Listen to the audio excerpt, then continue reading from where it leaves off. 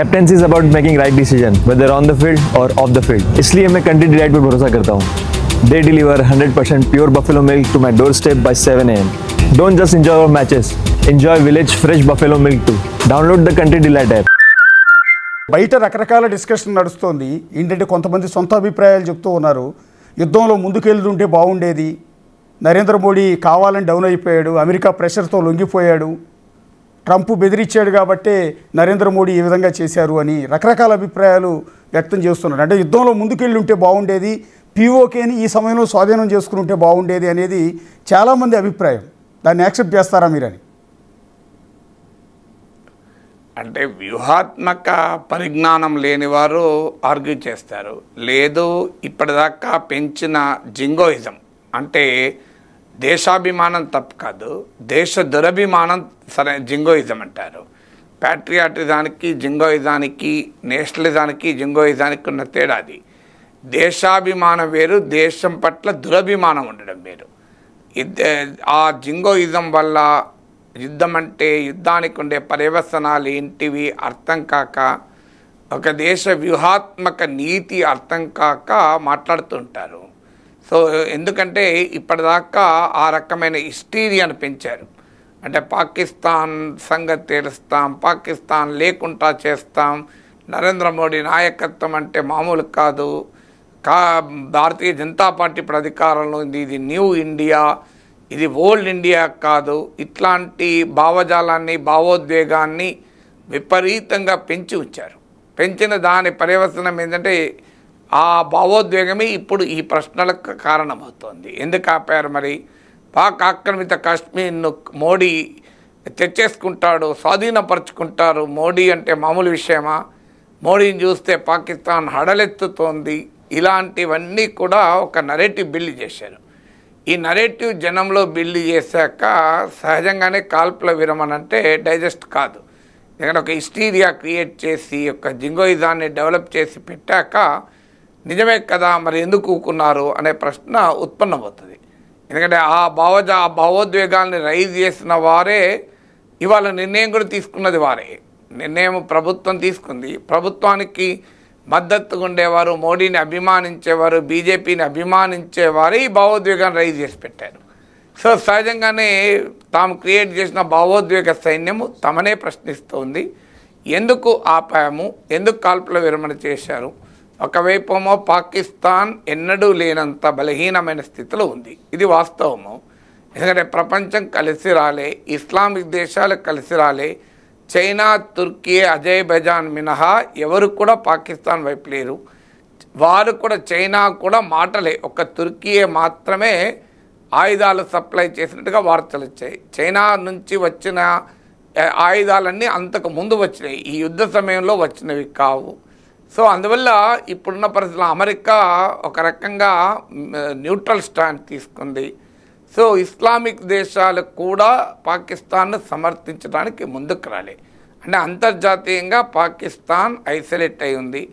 అటువైపు బెలూచిస్తాన్ తిరుగుబాటు, టెహ్రీక్ తాలిబాన్ తిరుగుబాటుతో అంతర్గతంగా చాలా ప్రతికూల పరిస్థితులు ఎదుర్కొంటోంది.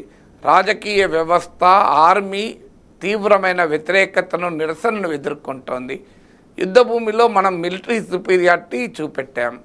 ఇన్ని ఉన్నప్పుడు ఇంతకన్నా మంచి అవకాశం మళ్ళీ ఉంటుందా మనకు అనేటువంటి భావన సహజంగానే కలుగుతుంది. ఎందుకంటే కానీ యుద్ధం అంటూ మొదలైతే అంత సులభం కాదు. ఇప్పుడు రష్యా ఉక్రెయిన్ వార్ ఉంది, 3 ఏళ్ళైంది, ఇప్పటికీ ఉక్రెయిన్ రష్యాకు ఓడిపోయిందా? ఇంకా యుద్ధం నడుస్తుంది కదా.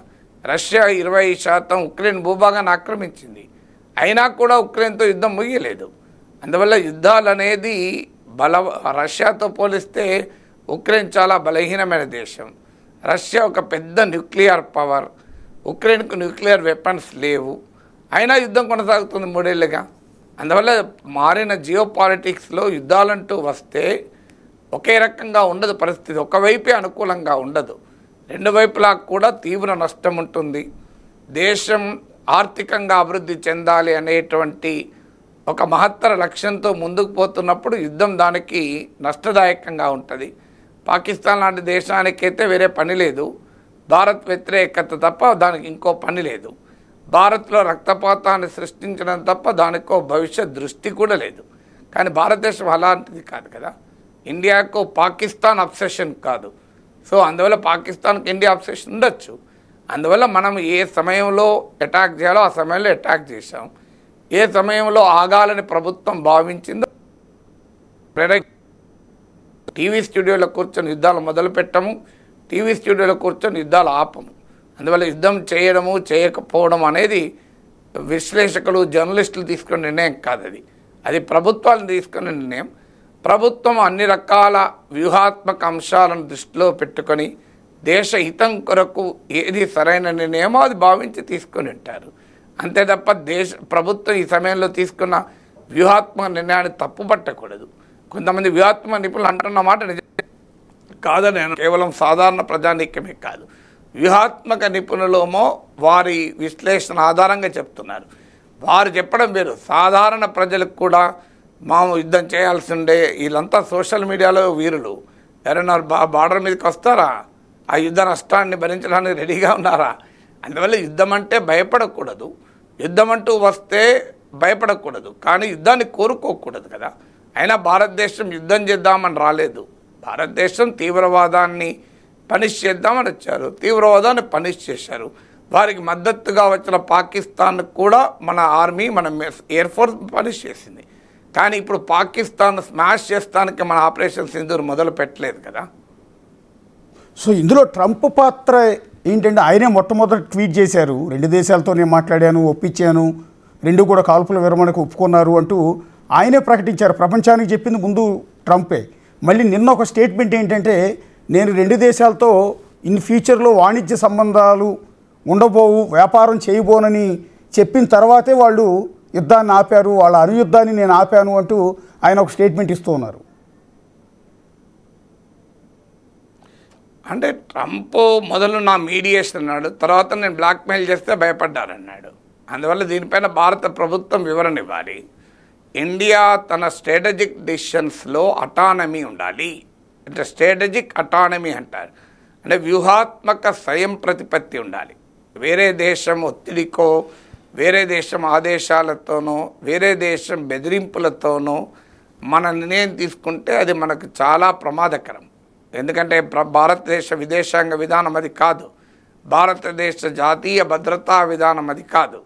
అది ఏ దేశమైనా కానీ, అమెరికా కావచ్చు, చైనా కావచ్చు, రష్యా కావచ్చు, ఇంకో దేశ ఆదేశాల మేరకో, బ్లాక్మెయిల్ మేరకో, బెదిరింపుల మేరకో, ప్రోత్సాహం మేరకో, సలహా మేరకో మనం యుద్ధం చేయకూడదు, యుద్ధం ఆపకూడదు కూడా. ఇప్పుడు మనం ఉక్రెయిన్ అనుభవం చేస్తున్నాం. అమెరికా సహకారంతో యుద్ధం మొదలుపెట్టింది. ఇవాళ అమెరికా వెనక్కిపోయింది. ఉక్రెయిన్ పరిస్థితి ఎలా ఉంది? ధైర్యంగా తయారైపోయింది. సో అందువల్ల ఎప్పుడు కూడా మన విదేశాంగ విధానము, వ్యూహాత్మక విధానంలో కంప్లీట్ అటానమీ అండ్ ఇండిపెండెన్స్ ఉండాలి. అందుకే ఆపరేషన్ సింధూర్ విషయంలో కానీ, పాకిస్తాన్పై కాల్పుల విరమణ కానీ భారత ప్రభుత్వ నిర్ణయం అయితే మనకు అభ్యంతరం ఉండాల్సిన అవసరం లేదు. ఎందుకంటే ఇది మన ప్రభుత్వం, మనం ఎన్నుకున్న ప్రభుత్వము, మన దేశ హితాన్ని దృష్టిలో పెట్టుకొని మన ప్రభుత్వం నిర్ణయం తీసుకుంటుందని మనం నమ్ముతాము. మనకు ఉండే సమాచారంతో పోలిస్తే ప్రభుత్వానికి ఈ స్ట్రాటజిక్ అంశాలపైన ఎక్కువ సమాచారం ఉంటుంది కనుక ఇన్ ఆల్ ఇట్స్ విజ్డమ్ మన ప్రభుత్వం నిర్ణయం తీసుకుని ఉందని నమ్ముదాం. కానీ అమెరికా ఒత్తిడి మేరకో, అమెరికా బెదిరింపులకో నిర్ణయం తీసుకుంటే దాని మించిన ప్రమాదకర సంకేతం ఇంకోటి కాదు. అందువల్ల ఖచ్చితంగా భారత ప్రభుత్వము ఇప్పటి వరకు అమెరికా ట్రంప్ వాదనలు నిజం కాదు అని చెప్తోంది. కానీ దానిపైన అధికారిక వర్గాలు నిజం కాదు అంటున్నాయి. అధికార వర్గం అంటే ఎవరు? అందువల్ల అది అమెరికా అధ్యక్షుడి మాటలు. మన ఎవరో సాధారణ వ్యక్తి దానికి రెస్పాండ్ కాకూడదు. భారత ప్రధానమంత్రి రెస్పాండ్ కావాలి. ట్రంప్ వ్యాఖ్యలు నిజం కాదు, it's a bluff. India strategic autonomy protect అవుతుంది. At all cost India will be independent in its foreign policy, independence in the strategic decisions అని దేశానికి విశ్వాసం కల్పించాల్సిన బాధ్యత ప్రధానమంత్రి పైన ఉంది. ఇక ఈ అంశంలో పాకిస్తాన్ యుద్ధ భూమిలో పైచేయి సాధించలేదు. కానీ కశ్మీర్ సమస్యను ఇంటర్నేషనలైజ్ చేసే ప్రమాదం మొదటి నుంచి పొంచి ఉంది. ఈసారి ట్రంప్ నేను మధ్యవర్తిత్వం చేస్తానని ముందుకు వచ్చాడు. నిజంగానే ట్రంప్ ఒత్తిడితోనే మనం కాల్పుల విరమణ చేస్తే ట్రంప్ రేపు కశ్మీర్ విషయంలో నేనే పంచాయతీ తీరుస్తానని ముందుకు వస్తాడు. అది కూడా మనకు నష్టదాయకం. అందువల్ల ఖచ్చితంగా దీనిపైన ప్రభుత్వం క్లారిఫై చేయాలి. దేశ స్ట్రాటజిక్ అటానమీ ఎట్టి పరిస్థితుల్లో మనం ఎవరికీ తాకట్టు పెట్టకూడదు. అసలు కాల్పుల విరమణ సడన్గా ఎందుకు డెసిషన్ తీసుకోవాల్సి వచ్చింది? ఒక్క పాకిస్తాన్ డీజీఎంఓ నుంచి ఒక కాల్ రాగానే కాల్పుల విరమణ ఈ సాయంత్రం 5 గంటల నుంచి అమలు చేస్తున్నామని 10వ తేదీ ప్రకటించింది మన ప్రభుత్వం కూడా. సో ఏం జరుగుతుందని మీ కోణంలోంచి సార్? నాకు అర్థం కాలే క్వశ్చన్ మీరు మళ్ళీ. అంటే పాకిస్తాన్ డీజీఎంఓ నుంచి ఒక్క కాల్ రాగానే కాల్పుల విరమణకు అంగీకరిస్తున్నట్టుగా భారత ప్రభుత్వం ప్రకటించింది. సో ఈలోపటే త్రివిధ దళాలకు సంబంధించిన అధిపతులు ఇస్తున్న ప్రకటనలు కానీ, నరేంద్ర మోడీ నిన్న చేసిన ప్రకటన కానీ, ట్రంప్ చేస్తున్న ప్రకటన కానీ టోటల్లో కన్ఫ్యూజన్ క్రియేట్ అవ్వట్లా.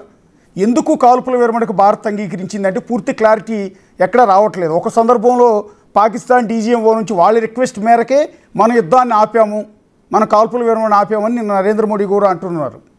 ట్రంప్ ఏమో కాదు నేనే ఆపాను అంటున్నాడు. సో కన్ఫ్యూజన్ క్రియేట్ చేస్తున్నారు కదా అంటున్నా. అంటే అందుకే కదా నేను చెప్పేది, దానిపైన మనకు వివరణ కావాలి, ప్రధానమంత్రి వివరణ ఇవ్వాలని చెప్తున్నది అదే. ఎందుకంటే మన ప్రభుత్వమేమో మీరు అన్నట్లు పాకిస్తాన్ డీజీఎంఓ నుంచి కాల్ వచ్చింది, తర్వాత మనము దానిపైన విచారించి మనం కూడా అంగీకరించామని చెప్తున్నారు. కానీ మనకన్నా ముందే ట్రంప్ ట్వీట్ చేశాడు. ట్రంప్కి ఎవరు చెప్పారు? సో ఇది మనం అంగీకరించామని మనం చెప్పకపోతే ట్రంప్కి ఎలా తెలిసింది? ఈ ప్రశ్న అనివార్యంగా ముందుకు వస్తుంది. ట్రంప్ తన రాజకీయ కారణాల రీత్యా తన పర్సనల్ క్రెడిట్ కొరకు చేస్తే చేయవచ్చు, కానీ ట్రంప్ ఎందుకు చేశాడన్నది ఇప్పుడు మనకి ఇష్యూ కాదు. ట్రంప్ తాను యుద్ధాలు ఆపుతున్నాను అనే యొక్క వాతావరణాన్ని క్రియేట్ చేసుకోవడానికి చేశాడు. ఎందుకంటే ఆయన కోరుకున్నట్టు ఇంకా ఉక్రెయిన్ యుద్ధం ఆగలేదు, గాజా యుద్ధం ఆగలేదు. ఎలక్షన్ సమయంలో తాను యుద్ధాలు ఆపుతానని మాట్లాడాడు కనుక యుద్ధాలు తానే ఆపుతున్నాడు అనే ఇమేజ్ కొరకు ట్రంప్ క్లెయిమ్ చేసుకోవచ్చు. ఇష్యూ ట్రంప్ ఎందుకు చేశాడన్నది కాదు. ట్రంప్ ముందుగా ప్రకటించాడంటేనే మరి అమెరికా జోక్యంతో, అమెరికా ఒత్తిడితో ఇది జరిగిందా? ఒత్తిడి ఏంటి? మరి జోక్యంతో జరిగింది, ఒత్తిడితో జరిగితే ట్రేడ్ నేను ఆపుతానని బెదిరిస్తే ఒప్పుకున్నారని ట్రంప్ అంటున్నాడు. సో అందువల్ల ఒకటి మాత్రం నిజం, ట్రంప్కు ముందే ఈ విషయం తెలిసింది, దేశ ప్రజల కన్నా ముందు ట్రంప్కు తెలిసింది. అంటే ట్రంప్ ప్రమేయం లేకుండా ఎలా తెలుస్తుంది?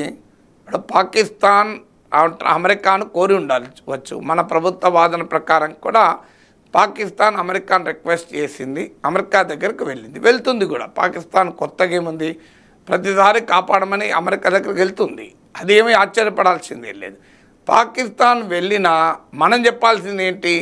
పాకిస్తాన్ తీవ్రవాదాన్ని ఆపాలి, మొదలు ఆ సంగతి చెప్పమనండి అని అనాలి. కానీ పాకిస్తాన్ భారత్ను రెండు సమానంగా పేర్కొంటూ ఇండియా పాకిస్తాన్ మధ్య అమెరికా ఎవరు జోక్యం చేసుకోవటానికి?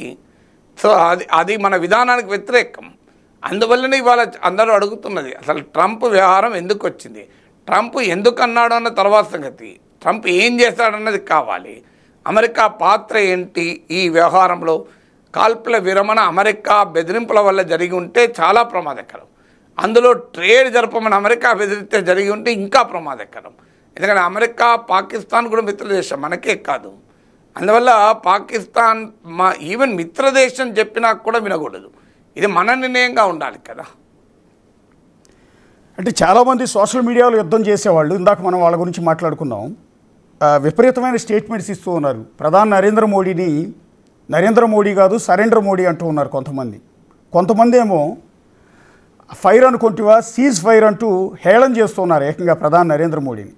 ఇంకంతేకాదు కాల్పుల విరమణ ప్రకటన చేసిన విదేశాంగ శాఖ సెక్రటరీ విక్రమ్ మిస్రీని ఉద్దేశించి ఆయన ఫ్యామిలీని ఇష్టం వచ్చినట్టు తిట్టిపోస్తున్నారు సోషల్ మీడియాలో. యుద్ధం చేసేయాల్సిందే, పాకిస్తాన్ని నాశనం చేసేయాల్సిందే, పిఓకేని స్వాధీనం చేసుకోవాల్సిందే, ఇదే చాలామంది నుంచి సోషల్ మీడియాలో వస్తున్న డిమాండ్. ఒక ప్రొఫెసర్గా అపార అనుభవం ఉన్న మీరు వాళ్ళందరికీ ఎలాంటి ఒక క్లారిటీ అనేది ఇస్తారండి? అంటే విక్రమ్ మిస్త్రీని ట్రోల్ చేయడం అనేది అర్థరహితము. ఆయన ఫారిన్ సెక్రటరీ మాత్రమే. మన ప్రభుత్వ నిర్ణయాన్ని మాత్రమే వివరిస్తారు. నిర్ణయం తీసుకునేది ఆయనకు కాదు, నిర్ణయం తీసుకోవడంలో ఆయన ప్రమేయం కూడా ఉండదు. అందువల్ల ఆయన మీద పడితే ఏమొస్తుంది? అది దానికి పరిష్కారం అది కాదు కదా. అదేంటంటే నరేంద్ర మోడీని అడగలేక, ధైర్యం లేక, నరేంద్ర మోడీ పట్ల అభిమానాన్ని కలిగి ఉంటూ ఈ నిర్ణయాన్ని అంగీకరించలేని వారు విక్రమ్ మిస్త్రీ మీద పడుతున్నారు. ఎందుకంటే విక్రమ్ మిస్త్రీ మీద పడుతున్న వాళ్ళంతా రైట్ వింగ్ హ్యాండ్లర్సే, అంటే ప్రో బీజేపీ వారే విక్రమ్ మిస్త్రీ పైన పడుతున్నది. సో మరి విక్రమ్ మిస్త్రీ ఏం చేస్తారు? ఆయన తప్పేముంది అందులో? ఆయన ప్రభుత్వ నిర్ణయం కదా చెప్పేది, ఆయన సొంత నిర్ణయం చెప్తాడా? ఆయన సొంత నిర్ణయం చెప్తే ఆయన ప్రభుత్వం ఇప్పటికీ సస్పెండ్ చేయదా? అందువల్ల అన్యాయంగా ఒక ఆఫీసర్ పైన పడడంలో అర్థం లేదు. మీకు ధైర్యం ఉంటే నరేంద్ర మోడీని ప్రశ్నించండి.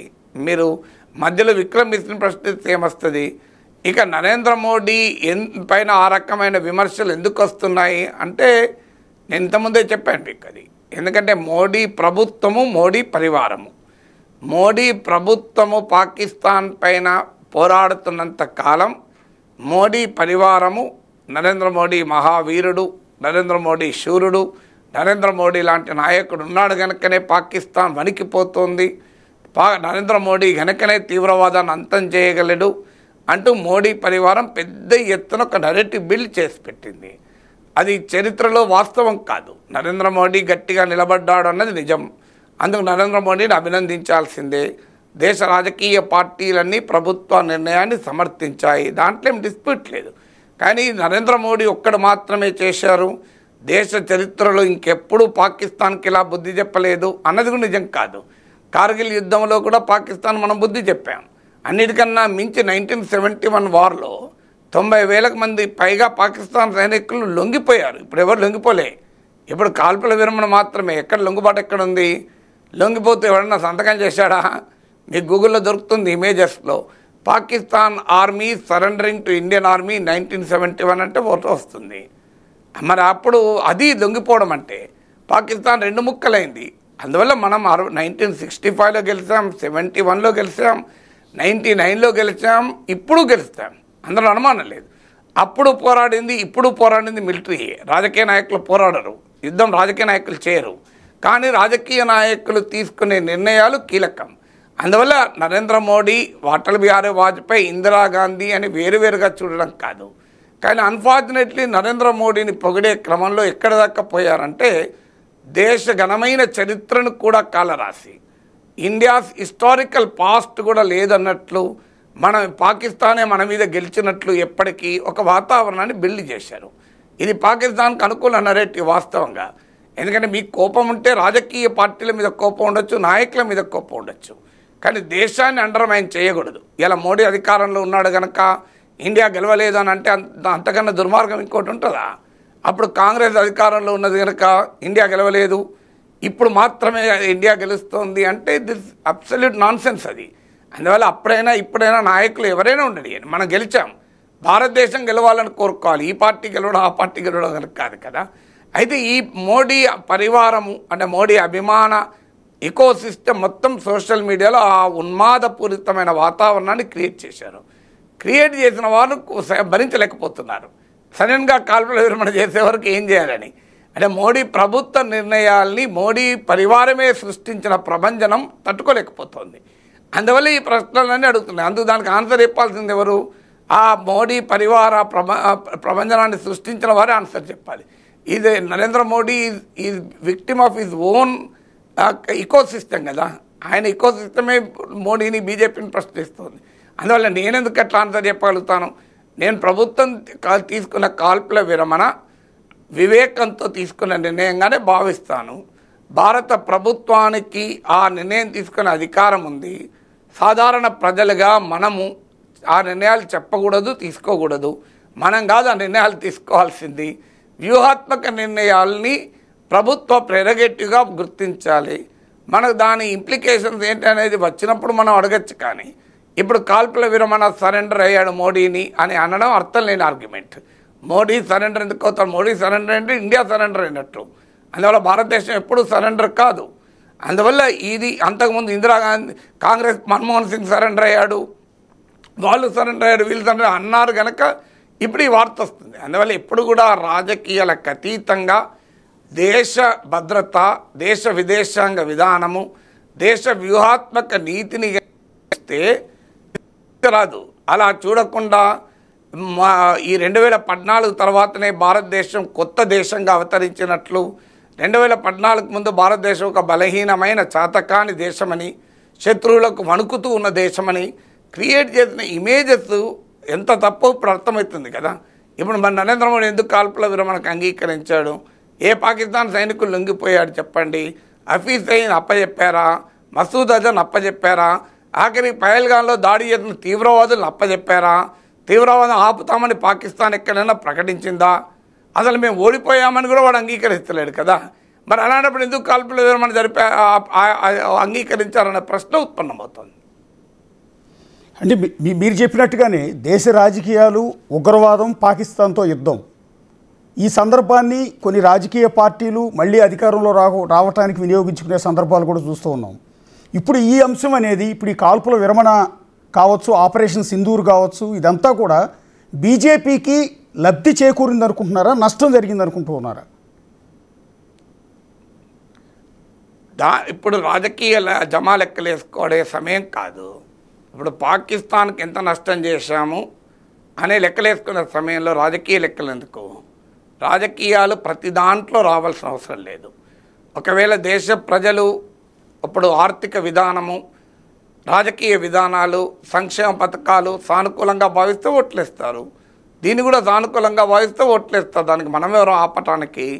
కానీ ప్రతిదాన్ని రాజకీయ జమా లెక్కలు వేసుకొని ఏ పార్టీకి లాభం, ఏ పార్టీకి నష్టం అనే లెక్కలు వేసుకోకూడదు. దేశ భద్రతలో జమా లెక్కలు అవసరం లేదు. దేశ భద్రత విషయంలో ఒకటే ఒక లెక్క, శత్రు దేశానికి ఎంత నష్టం చేశాం, పాకిస్తాన్ ఎంత కోలుకోకుండా దెబ్బతీశామని. అందువల్ల దేశ మిలిటరీ ధైర్య సాహసాలను పెట్టుబడిగా రాజకీయాలు చేయకూడదనేది నా అభిప్రాయం. అంటే నిన్న నరేంద్ర మోడీ గారు ఒక స్టేట్మెంట్ ఇచ్చారు. ప్రపంచ ఉగ్రవాదానికి బవల్పూర్, పాకిస్తాన్లో ఉన్న బవల్పూర్ కానీ మృద్గే కానీ ఒక యూనివర్సిటీ లాగా మారాయి. సో ఆ యూనివర్సిటీ మీద మేము దెబ్బ కొట్టాము, ఉగ్రవాదులు మొత్తాన్ని కూడా నేలమట్టం చేశాము అన్నట్టు ఉన్నారు. సో భవిష్యత్తులో మళ్ళీ పాకిస్తాన్ పెంచి పోషిస్తున్న ఈ ఉగ్రవాదుల నుంచి మళ్ళీ దాడులు జరగవన్న గ్యారంటీ ఏమన్నా కనిపిస్తుందా? నిన్న చాలా ఆవేశంగా మోడీ గారు అయితే మాట్లాడారు. ఆ గ్యారంటీ మోడీని ఇవ్వనప్పుడు నాగేశ్వర ఎట్లా ఇస్తాడు? మోడీ ఇచ్చాడా భవిష్యత్తులో తీవ్రవాదం ఉండదు అని? తీవ్రవాదులు మళ్ళీ దాడి చేస్తే మళ్ళీ బుద్ధి చెప్తామన్నాడు తప్ప ఉండదని అనలేదు కదా. ఇప్పుడు తీవ్రవాదం ఉండదని ఎవరు గ్యారంటీ ఇవ్వాలి? పాకిస్తాన్ ఇవ్వాలి. నాగేశ్వర ఎలా ఇవ్వగలుగుతాడు? పాకిస్తాన్ చరిత్ర ఆ గ్యారంటీ ఇవ్వలేడు. భారత కూడా గ్యారంటీ ఇవ్వలేదు. అప్పుడు నేను ఎలా గ్యారంటీ ఇస్తాను? అందువల్ల పాకిస్తాన్ చరిత్ర తెలిసిన ఎవడో ఆ గ్యారంటీ ఇవ్వడు.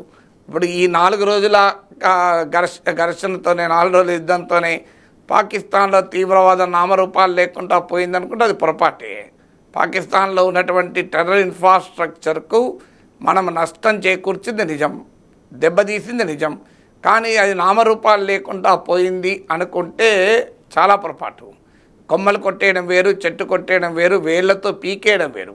ఇప్పుడు ఆపరేషన్ సింధూర్ వేళ్లతో పీకేయలేదు, కొమ్మలు కొట్టేసింది, చెట్టును కొంతవరకు కొట్టేసింది. అది మళ్ళీ పెరగదన్న గ్యారెంటీ ఏముంటుంది? మళ్ళీ పెరిగితే మళ్ళీ కొట్టేయాలి.